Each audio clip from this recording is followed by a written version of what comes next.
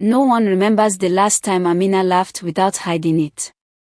She walks the streets of the coastal city with quiet determination, her face calm, her hands always busy, her eyes carrying secrets no mirror can hold. Neighbors say she was born with strength, that she inherited her mother's endurance and her father's stubbornness. Others whisper that her silence is not natural, that something heavy follows her like a shadow. But survival is not living. And Amina knows this. Beneath her plain clothes and tired eyes lies a hunger she cannot silence, a question that keeps echoing in her chest: why not me? They say the sea gives, and the sea takes. They say some doors are better left closed. Amina never believed such tales, until the day she answered a message that promised a life beyond her reach. It began with Mira, beautiful, untouchable, glittering like the life Amina dreamed of. And it led to Karim, a man whose gifts were never free, whose rules came with whispers darker than night. From that moment, her fate was no longer hers alone. Shadows began to stir, waves began to rise, and Amina would learn that every choice has a price. Because not everything that shines is gold. Sometimes, it is the sea, calling you to drown. In a busy coastal city, there lived a young woman named Amina. Life had never been easy for her, but she had learned to survive by moving forward each day, one small task at a time. She shared a cramped, one-room apartment with her mother and two younger brothers. The thin walls could not keep out the sounds of the busy street, the occasional quarrels from neighbors, or the constant rhythm of life outside. Her mother sewed roasted corn by the roadside from sunrise till evening, her hands hardened from years of turning cobs over hot charcoal.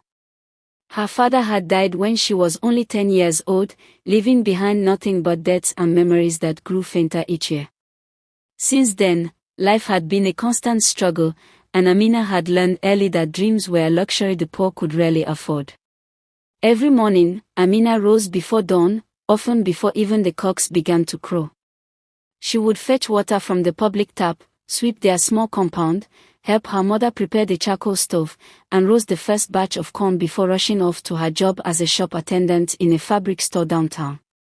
She earned barely enough to buy food for the day, and sometimes not even that. Her shoes had holes that let in rainwater when it poured. Her only handbag was old, faded, and tearing at the straps. Yet she kept going, telling herself that as long as she was walking, life would eventually get better. But one day, she realized that simply going on was not enough. At work, she saw the kind of people she had only read about in magazines or glimpsed in passing on the streets. Customers came in wearing expensive clothes, speaking with confidence, smelling of foreign perfumes. Gold necklaces glimmered under the store's bright lights. Their hair was flawless, their nails polished to perfection. They ordered fabrics worth more than Amina earned in 3 months without blinking. Whenever they turned away, she would catch sight of herself in the shop's mirror, plain clothes, chapped lips, tired eyes. And a thought began to grow inside her, sharp and bitter: why not me? Why am I always the one serving, never the one buying? The thought stayed with her like a shadow, following her home at night. One evening after closing the shop, she wandered into a small cafe nearby, one that offered free Wi-Fi. She ordered the cheapest tea and sat in a corner scrolling through Instagram. She watched video after video of young women living what they called the soft life, posing by swimming pools, sipping cocktails, traveling to Dubai, laughing in designer clothes. Her heart ached with longing as she imagined herself in those places, her feet in those shoes. Scrolling deeper, she stumbled upon the account of a young woman named Mira. Mira was strikingly beautiful, with a presence that made her followers hang on every word. She was always photographed in luxury hotels, draped in designer brands. Her captions were filled with confident advice: you only live once, go get the life you deserve. Without thinking twice, Amina followed her. A few days later, Mira posted something that made Amina's heart race: I'm looking for girls who want to level up in life. DM me. Her fingers trembled as she typed, hello, I'm interested.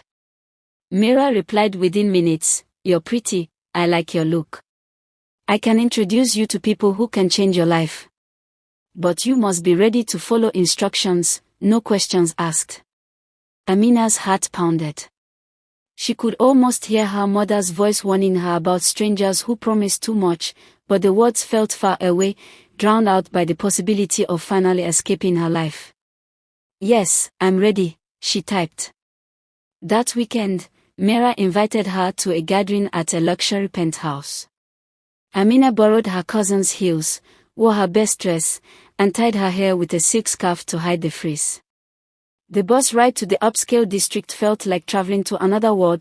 Glass towers rose into the sky, the streets were clean and wide, and everything seemed to shine under the late afternoon sun. Mira was waiting in the lobby, tall and sleek in a sparkling gold gown. She kissed Amina on both cheeks. Welcome, darling. Tonight is the start of your new life. Inside the penthouse, everything glowed, the marble floors, the crystal glasses, the laughter of people who seemed untouched by the worries of ordinary life. Men and women mingled, their perfume mixing with the faint scent of the sea drifting in through the balcony doors. Amina felt small and out of place, but Mira guided her through the room with ease. One man stood out from the rest, tall, broad-shouldered, with eyes that seemed to assess everything around him in a single glance. Mira leaned close and whispered, "That's Mr. Karim. He's very generous to girls he likes." Later that night, Karim approached Amina himself. "I've been watching you," he said in a voice deep enough to quiet the chatter around them. "You're beautiful. You deserve better than this hard life." From his jacket pocket, he handed her an envelope. Inside was 200,000 Nigerian nairas, more money than she had ever held in her life. "Buy yourself something nice," he said. "There's more where that came from, if you can handle a little challenge." The challenge seemed strange but harmless. For the next 6 months, Karim said, "You must never eat anything from the sea. No fish, no shrimp, no seafood at all. If you succeed, I will give you 5 million Nigerian nairas." Amina frowned. "That's all? No seafood?" "That's easy," she said, thinking of all the bills she could pay, the clothes she could buy, the trips she could take. She agreed without hesitation. At first, it was easy. She avoided the fish market and stuck to bread, rice, beans, and chicken. Karim sent her money regularly to keep her comfortable.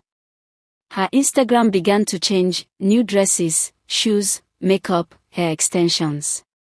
She posed in front of hotel pools and rooftop restaurants.